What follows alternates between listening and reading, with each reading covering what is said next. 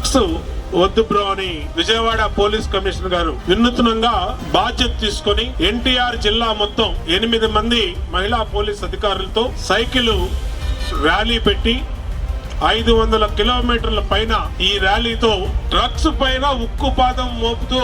ఇవాళ ఒక eagle team అని ఒక ప్రత్యేక విభాగాన్ని ఏర్పాటు చేసి ఐజీ రవికృష్ణ గారిని దానికి ఇన్ఛార్జ్ గా పెట్టి రాష్ట్రంలో